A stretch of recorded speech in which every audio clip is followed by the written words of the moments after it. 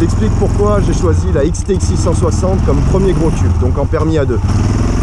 Les raisons sont simples. Déjà, faut commencer par se demander pourquoi un gros mono. Parce que quand tu es en A2, comme tu le sais mon ami, tu es bridé à 47,5, ce qui n'est pas énorme.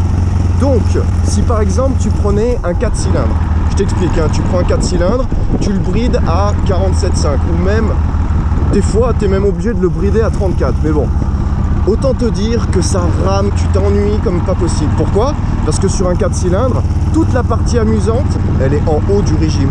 Et c'est justement ce qu'on va te brider. C'est justement la partie haute du régime qu'on va te brider. Donc en gros, tu rouleras sur le mou. Tu vas te faire chier, hein, parce que le couple, tu l'auras jamais. Enfin, tu pourras pas. Parce que sur un 4 cylindres, il faut vraiment monter en régime pour que ça te tire les bras et pour avoir de la sensation. Donc, pourquoi un mono? Parce que le mono, c'est complètement l'inverse. Ça veut dire que le couple est tout en bas. Ça veut dire qu'à peine tu ouvres la poignée, ton couple s'exprime. Regarde là, tu vois, j'ouvre la poignée. Tu vois, ça s'appelle le couple. Ça veut dire que ça te tracte. Ça te demande pas ton avis. Si tu ouvres la poignée, tu as intérêt à t'accrocher. Alors j'exagère, bon, on est sur une XTX, hein, on n'est pas sur un truc de ouf, mais quand même, c'est cette sensation qui est bien. Parce que tu vois, avec un 4 cylindres, pour avoir ce côté je te tire les bras et je te tracte, il faut vraiment monter en régime. Donc pourquoi un monocylindre? Parce qu'en permis A2, honnêtement, il n'y a que ça qui est bon. En permis A2, la seule chose qui vaille, c'est le couple en bas régime. Il n'y a que comme ça que tu t'amuses. Alors en tout cas, c'est mon avis. Mais moi, je pense que le mono, c'est vraiment le tracteur par excellence. Et justement, ce tracteur, il est vachement utile quand tu es bridé à 47,5. Parce que tout le couple, bah tu l'as. Tu ressens pas ton bridage. Parce que tu vois, avec un gros mono, tu peux te faire plaisir. Rien qu'en passant de 20 à 60 km/h, tu vas te faire plaisir. Et quand tu passes de 20 à 60 km/h avec un 4 cylindres, tu te fais chier, mais tu te fais chier. Regarde, c'est pas compliqué. Je roule pas vite, je suis tranquille. J'ai juste à serrer la poignée, mon gars.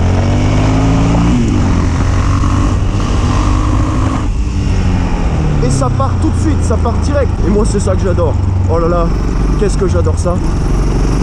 Personnellement, je trouve ça beaucoup plus kiffant de se faire plaisir comme ça, même à basse vitesse. J'espère vraiment que vous m'entendez bien, parce que ça, c'est pas sûr du tout.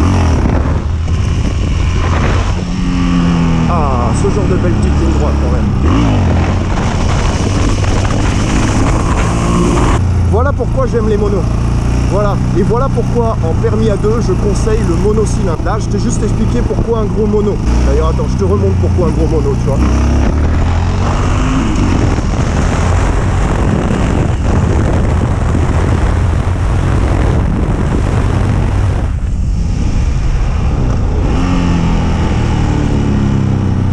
T'as compris? Donc après, il y a plusieurs styles de gros monos. T'as les trails, t'as les supermodes, ce que tu veux. Moi je suis branché supermode. J'aime beaucoup les trails aussi. J'aime bien les trails et tout, mais c'est pas ce que je voulais pour la route et pour faire du bitume. C'était pas ce qui... Et puis j'adore le supermode. Donc tu vas me dire, mais alors pourquoi celle-là et pas une autre?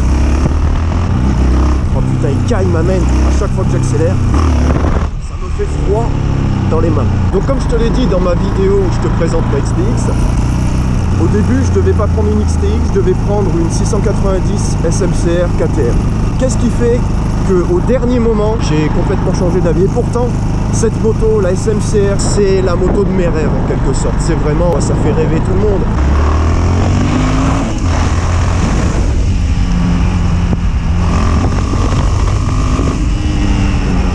C'est une moto géniale, je veux dire, c'est le super mode par excellence, quoi. Forcément avec la performance. C'est ça qui est attirant sur la SMCR, c'est qu'elle est réputée être hyper performante. Donc elle me faisait rêver, hein. Je la vois dans toutes les vidéos YouTube. Quasiment tous les youtubeurs ont soit le 690, soit le 701. Bon, t'as quelques DRZ qui se baladent par-ci par-là, mais c'est pas la majorité. La majorité, c'est 690 et 701. Donc c'est pas pour rien, c'est parce que quand même, c'est des motos au niveau perf, t'es au top, quoi. T'es au top. Et c'est vraiment le meilleur compromis, je pense, entre fiabilité et performance. Et c'est pour ça que je voulais cette moto. Je voulais la SMCR. Donc je suis allé en voir une et j'étais prêt à payer. Enfin, sauf que c'était une folie. Sauf que c'était une folie pour moi de payer un prix pareil.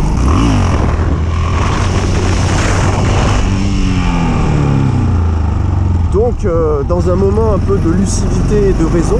Parce qu'en fait, à l'époque où j'étais en WRX 125, la moto que je voulais, c'était la XTX 660. Je savais que je voulais celle-là pour mon gros cul. Alors en fait, ce qui m'avait décidé ça, c'est qu'elle ressemblait beaucoup esthétiquement à la WRX 125.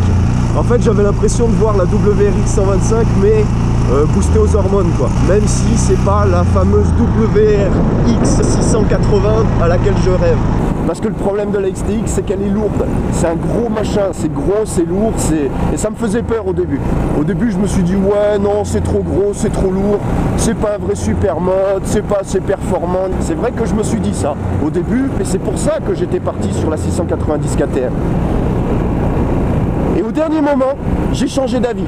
Je me suis dit non, c'est vraiment pas raisonnable de s'endetter pour une moto que j'allais devoir brider. Je sais même plus en combien. Je crois que c'était même pas en 47.5, c'était en 41 ou je sais plus quoi. 42 chevaux, enfin je sais plus, mais c'était même pas 47.5. Et même si bridées, elles sont toujours très performantes et elles sont peut-être même plus performantes que ma XTX, même bridées, je me suis dit, c'est quand même ballot de mettre autant d'argent, de me ruiner pour un machin que je veux à cause de sa performance et de ne pas pouvoir utiliser cette performance avant 2 ans. C'est-à-dire garder cette moto 2 ans comme ça, bridée, sans pouvoir exploiter son potentiel. Et le prix, tu payes le même. Le problème, c'est que toi, t'es bridé, tu n'utilises pas toute la puissance, mais le prix de la moto, tu le payes plein pot. On va pas te faire une réduction parce que tu seras bridé. Donc voilà, je trouvais ça vraiment dommage. Ça me gonflait en fait, cette histoire de rester bridé en 2 ans, mais je me suis dit, attends. Le problème, c'est que moi, je roule beaucoup. Tu comprends? C'est vrai que je fais beaucoup de kilomètres. Donc en gros, en 2 ans, la 690 aurait fallu que je la vende. Pourquoi? Parce qu'après elle aurait été invendable. Parce que moi en 2 ans je suis capable de lui foutre 25 000 bornes. Enfin non, peut-être pas 25 000, mais 20 000 facile, mais facile, 20 000, mais les doigts dans le nez. Donc 20 000 bornes, quand tu l'achètes qu'elle a déjà 8 000 bornes, ça veut dire que tu arrives au bout de ton bridage, tu es à 28 000 bornes. Non mais attends, et c'est maintenant que tu vas la débrider?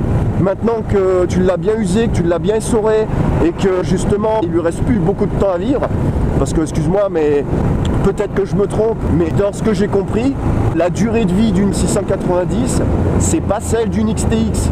C'est pas celle d'une XTX, pas du tout. Donc en gros, au bout de 2 ans, j'aurais achevé ma moto et donc je l'aurais débridée. Mais bon, pourquoi après? Pour quelle surprise? Pour quel truc qui allait me lâcher en premier? Enfin voilà quoi. Je trouvais ça trop dommage de mettre autant d'argent pour ça. J'ai réfléchi et je me suis dit, mais en fait gros, la XTX 660, mais est-ce qu'elle ne répond pas à tous ces problèmes-là? Donc voilà, maintenant je vais t'expliquer pourquoi j'ai choisi la 660 XTX. Déjà le prix. Je l'ai acheté beaucoup moins cher qu'une 690. Et je l'ai acheté, elle avait 300 bornes, donc quasi neuve.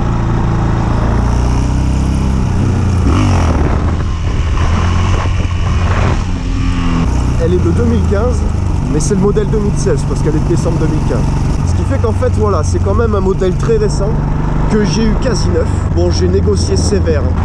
J'ai payé ma 660 XTX avec 300 bornes, donc quasi neuve, de 2016, environ 3000 €, voire 3500 € de moins que la 690 que je devais acheter, qui était de 2014 avec 8000 km. Donc quand même, pour moi, ça faisait sacrément moins cher. Et aussi, il y a l'assurance. Parce que l'assurance, c'est pareil. Quand tu te pointes vers ton assureur, que tu viens d'avoir ton petit permis à 2, hein, et que tu lui dis je veux une 690 SMCR, ah déjà il fait un peu la gueule, enfin non il fait pas la gueule, il s'en bat les couilles lui, mais c'est plutôt qu'il va te sortir un de ses tarots m'amène, c'est vraiment, ça pique, hein. Ça pique, moi je l'ai vu le tarot, ça pique. Après si t'as les moyens, fais-toi plaisir, hein, j'ai envie de dire. Donc si ça t'intéresse quand même de pas payer ton assurance trop cher, quand j'ai fait faire le devis pour la XTX, moins cher quand même. Ensuite, on continue. L'esthétique. Ouais, on va parler de l'esthétique, ouais. Ouais, parce que tu vois, cette moto, je sais que l'esthétique c'est subjectif, je sais bien. Bon après, tu vois, ma moto, tu l'aimes ou tu l'aimes pas, tu vois, tiens regarde, je vais me garer devant ce genre de grange tout pourrave pour te la montrer. Ma grosse vache. Oh, viens là, hop là. Regarde ça ma mère. Bon là elle est dégueulasse, hein. Je suis désolé, je l'ai pas lavé. En plus je suis passé dans des endroits dégueulasses avec, donc désolé. Mais voilà quoi. Moi j'adore. Ça se trouve tu trouves ça moche, moi j'adore. Moi je la trouve trop belle. Je te rappelle que le nom de la vidéo c'est pourquoi j'ai choisi la XTX. Donc c'est subjectif mais je la trouve magnifique. Mais en dehors de ça, en dehors du fait que moi je la trouve magnifique, il y a un truc qui est factuel. C'est que quand tu te pointes devant des gens qui ne connaissent rien à la moto, qui connaissent pas les modèles, qui connaissent rien quoi, enfin voilà. Et ben faut savoir que la XTX, elle fait vachement son impression. Parce que de par son côté massif qu'on lui reproche justement dans le monde du supermoto, on lui reproche d'être trop massive, de pas être assez légère, pas avoir ce profil aérien des supermotos qui sont des vrais petits vélos, voilà. Et ben faut savoir que ça peut être aussi un avantage ça, parce que quand tu te pointes devant des gens qui connaissent pas trop la moto, moi je sais parce que je me suis pointé à un petit rendez-vous entre supermotards et il se trouve qu'il y en avait un qui avait une SMCR et j'arrive avec lui vers un groupe de gens mais qui ne connaissent rien à la moto, qui étaient un peu là en spectateur et je me pointe avec lui devant eux et ce qui m'a fait rire c'est qu'ils étaient tous persuadés que la mienne était beaucoup plus puissante que la SMCR parce qu'en fait pour eux, vu que c'est gros, que c'est massif, qu'il y a deux gros pots derrière, qu'il y a ce moteur gigantesque et tout, c'est vrai que tu te dis mais ça doit être un monstre et voilà, et les gens étaient tous persuadés que c'était moi qui niquais tout le game alors que les autres ils avaient des trucs, enfin voilà, ils pouvaient tous me bouffer quoi. Mais esthétiquement elle fait impression auprès des gens qui voilà connaissent pas forcément la moto et ça c'est vraiment un kiff.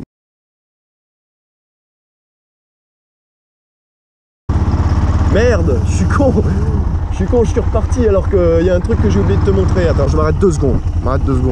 J'ai oublié de te montrer ça, parce que ça c'est l'autre avantage de la XTX. Ça, ce genre de moelleux, je te jure que tu le trouveras pas ailleurs. Non, je déconne. Non, c'est juste qu'en fait, trouve-moi un seul supermoto.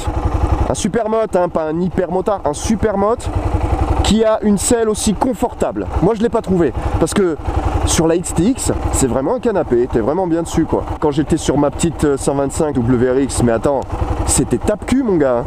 Au bout de 2 heures, je peux te dire que si t'avais pas l'habitude, tu descendais de la moto, tu marchais en canard. Là c'est pas le cas, là pas du tout. Là franchement, tu as un confort, mais qui est complètement inespéré quand tu veux faire du supermoto quoi. J'ai été bluffé là-dessus. Tu peux faire des heures et des heures de moto, et bah t'auras pas mal au cul. C'est génial, t'es trop bien assis dessus. Et alors, deuxième avantage, le duo. Le duo, trouve-moi un seul supermoto où le passager derrière a une telle largeur, une telle assise, un tel confort. Regarde ce genre de moelleux. Trouve-moi un confort comme ça sur un autre supermoto. J'ai pas trouvé. Donc si tu le trouves, tant mieux. J'ai fait des heures et des heures de moto avec des copines derrière moi. Elles ont pas bronché, elles étaient trop bien, elles se sont pas plaintes une seule seconde et à chaque fois elles me disent ouais quand c'est que tu me refais faire un tour de moto, parce qu'on peut en faire des heures avec cette moto sans avoir mal. Donc le confort. Autre point important pour un permis A2, le bridage. Parce que tu sais, c'est chiant de devoir acheter une moto et de la brider déjà. J'en ai parlé tout à l'heure pour la 690. De ce que j'ai compris, de ce que j'ai retenu, c'est qu'à partir de 2013, ces motos-là n'ont plus besoin d'être bridées pour le A2. Les modèles avant ne peuvent être bridés qu'à 34. Pourquoi? Parce qu'avant 2012, la législation c'était 34. Donc le problème c'est que cette moto elle faisait 48 chevaux. Donc tu étais obligé de la brider en 34. Ah, c'est bien dommage. Du coup, lorsque la loi a changé et que le bridage est passé de 34 à 47,5, c'est vrai que c'était dommage parce que cette moto, pour 0,5 chevaux, tu pouvais pas la prendre en A2. Tu étais obligé de la brider pour 0,5 chevaux. Ce qui est vraiment dommage. Et Yamaha a eu la très bonne idée, à partir du modèle 2013, je crois bien, de construire la moto directement en 47,5. Donc directement conforme. Ils ont baissé d'un demi-chevaux, ça fait aucune différence, mais t'es conforme, et ce qui fait que tu n'as pas besoin de la brider. Et donc, pendant 2 ans, tu as une moto que tu peux exploiter à son plein potentiel, parce que, voilà, 47,5 ou 48, c'est pareil, et cette moto, en full, elle est à 48, quoi. Donc, tu l'as direct en full, et pendant 2 ans, au moins, et bah, tu te fais plaisir avec un truc que tu peux vraiment utiliser jusqu'au bout. Il y a des gens, ils me disent, oui, mais moi, je prends ma moto, et 2 ans après, je la redécouvre. Ouais, ben, moi, écoute, je vais prendre celle-là, et 2 ans après, je vais en découvrir encore une autre, une deuxième. Au lieu de découvrir 2 fois la même moto, je vais découvrir 2 motos. Donc c'est pas plus mal aussi. Mais je comprends, hein, je comprends le kiff de pouvoir redécouvrir sa moto en la débridant. J'avoue, ça doit être kiffant. Bah ça sera pas mon cas parce que j'ai pas choisi cette option. Si t'es comme moi et que tu veux une moto que tu peux exploiter à son plein potentiel sans t'embêter à la brider et tout, et ben la XTX pour un permis A2, c'est vraiment génial pour ça. Dans 2 ans, normalement, bah, je vais changer de moto. Je vais en prendre une plus puissante. Et sûrement que je me prendrai une 690. Enfin, j'en sais rien d'ici là. Mais bon, c'est vrai qu'une fois mon permis A2 fini, j'en prendrai une plus grosse. Ouais, enfin, plus grosse. Non, moins grosse justement, mais avec plus de puissance. Mais pour le moment, honnêtement, je vais te dire un truc. Si t'as passé ton permis sur un 4 cylindres bridé par exemple, et que tu prends ça comme première moto, je te garantis que tu vas pas être déçu niveau sensation. Parce que c'est quand même autre chose, c'est beaucoup plus violent. D'ailleurs, fais gaffe au début, parce que ça te tire les bras. T'accélères, ça te tire les bras et c'est violent. Ça répond direct. Ça te laisse pas le temps de réfléchir. Si tu tournes la poignée, ça part. C'est ça qui est bien. Enfin, moi, c'est ce que j'adore. Et c'est pour ça qu'on s'ennuie pas. C'est une moto avec laquelle pendant 2 ans, tu t'ennuieras pas, quoi. Parce qu'elle va t'offrir tout ce que tu peux attendre d'un bon petit supermoto en A2, franchement, mais elle est nickel pour ça. Tu vas découvrir ce que c'est que la puissance. Moi, qui suis passé d'une 125 WRX à ça, je te garantis qu'au début, allez, je vais te raconter la fois où je suis allé la chercher. J'arrive chez le gars et tout, je lui demande direct si je pouvais l'essayer. J'avais quand même fait 5 heures de route pour aller la chercher. Donc, premier truc que je voulais, c'était l'essayer. Je me barre un peu plus loin, enfin, il m'avait donné un itinéraire. Et là, mon gars, en première, j'essore la poignée. Et je vois que ça lève. Et je me dis, oh putain, trop bien. Donc, je vais un peu plus loin, je me mets sur une grande voie, style voie express. Et là, mon gars, j'y envoie. J'envoie les gaz et je passe tous mes rapports. Et ben, mon gars, j'ai cru que la moto allait partir sans moi. J'arrivais pas à la tenir. Je me suis dit, oh là là, va falloir que je fasse de la muscu pour tenir ça. Bon, après, en fait, c'est juste une question d'habitude. Tout ça pour te dire, ne pense pas que tu vas être déçu en prenant une XTX. La puissance est largement suffisante, surtout si tu sors d'une 125 ou que tu as passé ton permis sur un 4 cylindres bridé. Tu vas voir que c'est quand même autre chose. À ton niveau, tu vas découvrir la violence. Parce que moi, c'est ce qui m'est arrivé. Ensuite, il y a l'entretien. Ouais, cette moto, l'entretien, il est très espacé. Tu as une première révision à 1000 km, fin de rodage. Et ensuite, c'est à 10 000 km, puis à 20 000. Enfin voilà, quoi, c'est hyper espacé. Deuxièmement, l'entretien coûte beaucoup moins cher. Eh bah oui, faire entretenir une XTX 660, c'est pas du tout le même prix que de faire entretenir une 690. Là encore, une histoire de tarot. Et donc ça implique aussi que si jamais tu tombes ou que tu dois remplacer un truc ou quoi, ça te coûtera aussi moins cher. Voilà. Et il y a aussi le fait que la XTX est réputée pour être hyper fiable, hyper solide. Il paraît que c'est indestructible, quoi. Si tu l'entretiens normalement, il paraît que voilà.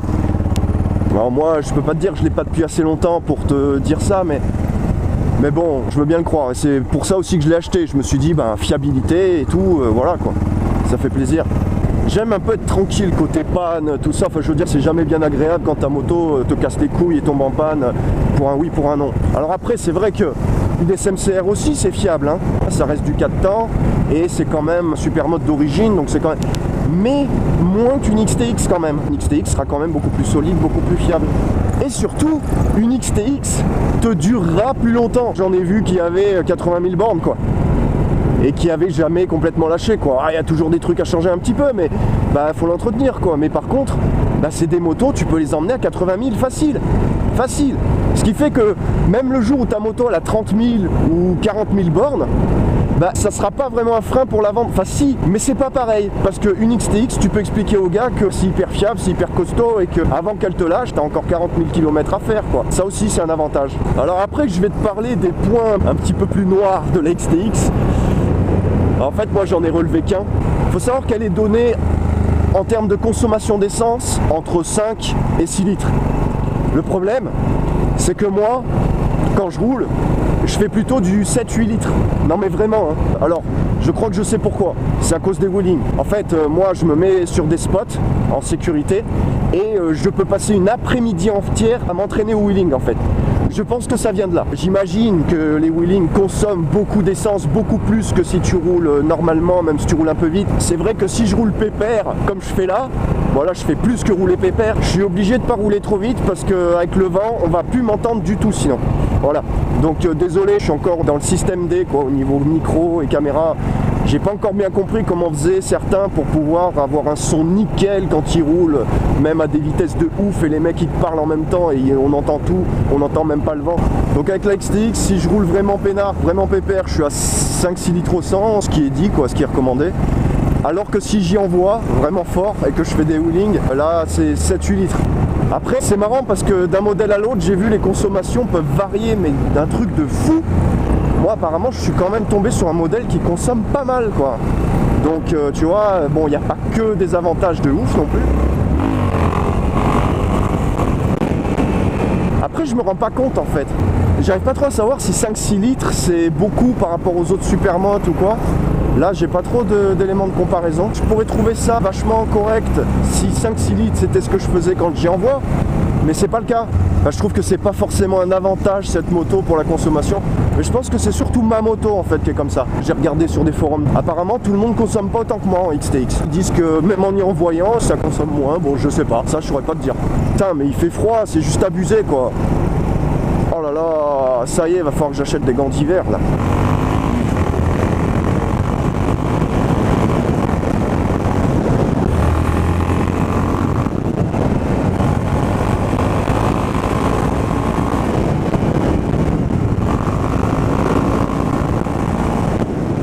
Donc voilà, pour toutes les raisons que je viens de t'évoquer, moi je considère que c'est une super moto pour le permis A2.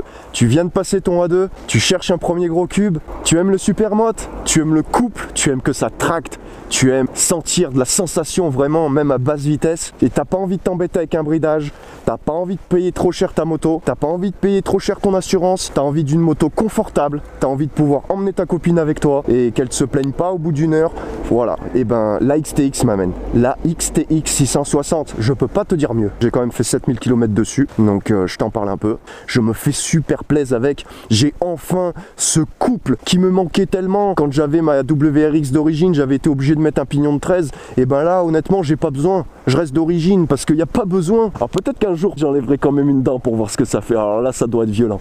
Ah, si t'enlèves une dent là-dessus, à mon avis, quand même, ça doit y envoyer. Ah, peut-être un jour, histoire de redécouvrir ma moto pour pas cher. Hein, ça me coûtera toujours moins cher qu'un débridage. Autre petit désavantage, la consommation du pneu arrière. Mais bon, c'est un peu ce qu'on attend d'elle aussi. Elle arrache du pneu, mais elle a tellement de couple si tu veux. C'est une arracheuse de pneus, c'est un truc de fou. Prévois un budget pneu arrière, mon gros. Elle arrache tout. Ouais, moi c'est ce que j'aime. Hein. Je vais pas lui reprocher, hein. C'est justement ce que je lui demande. Mais vraiment, prévois le budget pneu arrière parce qu'elle va pas te le laisser très longtemps en vie. Non, si je déconne, t'as quand même moyen de faire de la borne avec un pneu arrière. Enfin, surtout suivant ton utilisation. C'est sûr que si tu fais comme moi, que tu passes des après-midi sur un spot à t'entraîner à faire des wheelings, c'est sûr que ton pneu arrière il va pas tenir longtemps, mais bon, mais quand même, à chaque coup de gaz, le pneu arrière il prend cher. Ça arrache, hein. Ça lui demande pas son avis au pneu. Ouais, alors je sais, il y en a peut-être qui vont se dire ouais, mais vire-moi ces pots d'origine, pourquoi t'as pas mis deux gros MIF, pourquoi tu m'as pas mis ça, pourquoi t'as pas mis ci, que t'as pas mis ça. Parce que, gros, tout le monde aujourd'hui a un pot, tout le monde, toutes les motos ont des pots, des machins. Aujourd'hui, si t'es un rebelle, tu restes full d'origine. Ah! Non, je déconne, pas du tout. C'est qu'en fait, j'ai pas les sous, tout simplement, j'ai pas de sous pour changer quoi que ce soit et que ça me va très bien pour le moment, que je ressens pas du tout le besoin d'y mettre quoi que ce soit pour le moment, sauf pour le bruit en vidéo. Parce que moi, ça me dérange pas, tu vois. C'est pas pareil qu'en vidéo. En vrai, le bruit, on l'entend mieux, tu vois. Quand t'es sur la moto, tu l'entends le bruit. C'est pas un truc de ouf, mais ça va quoi, t'entends ton moteur. Alors qu'à la caméra, je me suis rendu compte qu'on a l'impression que ma moto, c'est une moto électrique, on n'entend rien. On n'entend que le vent. J'avoue que c'est le seul truc qui me fait chier en fait. C'est qu'en vidéo, vous entendez pas mon moteur. Et c'est peut-être pour ça qu'un jour je changerai ou je vais essayer de trouver un système ou quoi, mais ça j'avoue que ça me fait chier. Mais qu'est-ce que tu veux, j'ai pas les sous, hein. En plus, moi je fais pas dans la demi-mesure. Le jour où je vais changer, ça sera pas juste pour deux petits adaptables, ça sera pour une ligne OTR 2 en 1 Akrapovic. Donc déjà tu enlèves un pot, donc tu perds la moitié du poids. Donc c'est toute la ligne hein, qui est changée, hein. C'est une ligne 2 en 1 Akrapovic de chez OTR. Ça coûte un prix que je ne pourrai jamais me payer. Donc je pense que certainement que ça arrivera jamais. Mais si je les change, mon idée c'est ça, c'est parce que je vais alléger ma moto. Et en plus tu vois, la ligne, au lieu d'être en passage bas comme ça et de rajouter de la grosseur à la moto, enfin du volume esthétiquement, en fait c'est un passage haut, ça vient ici comme ça et hop, ça vient là, ça fait un seul pot qui est beaucoup plus léger que même un seul de ces deux pots. Donc déjà tu gagnes la moitié du poids au niveau des pots et ce qui te reste pèse moins lourd qu'un seul de tes pots là. Donc autant te dire qu'elle gagne un poids vraiment intéressant et elle gagne aussi du couple et de la longue, enfin de la performance parce qu'apparemment c'est tellement bien étudié pour OTR, ils ont développé des pièces exprès pour la XTX en fait. Sauf que c'est la peau des fesses, mais bon. Et moi, bon bah je risque pas de le faire tout de suite. Voilà. Faut que je te montre encore un truc mon gros. Avec la clé, tu peux ouvrir sous la selle. Donc tu tournes, tac. Voilà, tu soulèves. Et là, voilà, t'as la trousse à outils, mais normal, tu vois. Sauf que là, tu vois, c'était vide. Tu peux caser un antivol, enfin un bloc-disque, une paire de gants. Voilà. Et même ça. Bah, t'aurais pu le mettre de l'autre côté, ça marche aussi. Hein. Là, tu peux remplir si t'as des petits trucs à mettre là et tout, ça passe aussi. Tu peux aussi mettre un Big Mac, un Quick, tu fais ce que tu veux. Voilà, voilà mon gros.